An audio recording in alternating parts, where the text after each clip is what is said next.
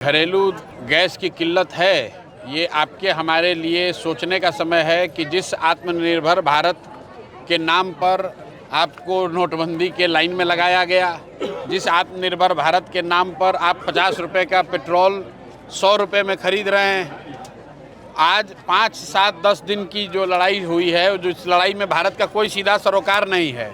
उस लड़ाई का आलम यह है कि आपके घरों के चूल्हे बंद हो रहे हैं, वापस से लकड़ी और गोईठे पर खाना बनाने की बात हो रही है। ये दिखाता है कि बड़ी बड़ी बात करना एक बात है और ज़मीन पर उसको उतारना अलग बात है।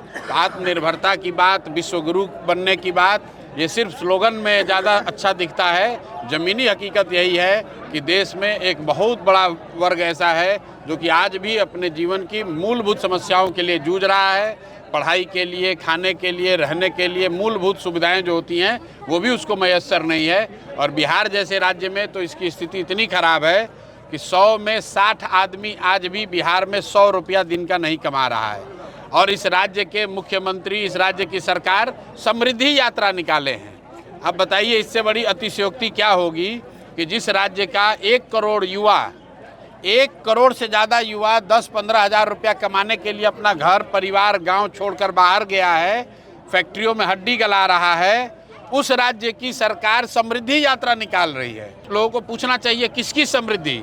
समृद्धि है जो सत्ता में बैठे हुए लोग हैं, जो अफसर है, नेता है, उनके यहाँ समृद्धि है। उनकी समृद्धि इतनी हो गई है कि बिहार के अफसर और नेता बिहार छोड़कर, दिल्ली बॉम्बे छोड़कर ऑस्ट्रेलिया और इंग्लैंड में ज़मीन खरीद रहे हैं, घर खरीद रहे हैं। और जो बिहार के बच्चे हैं वो तमिलनाडु में, गुजरात में आप देख रहे हैं हजारों की संख्या में लोग, खाना बनाने के लिए भी वहाँ उनके पास गैस नहीं है। आप देख रहे होंगे ट्रेन में लोग लौट कर आ रहे हैं। तो ये दुर्दशा है देश के साथ साथ, लेकिन हम ज़्यादा जो समस्या है वो बिहार जैसे राज्यों में है। समस्या कहीं भी हो, सबसे पहले गरीब को आहत होना है।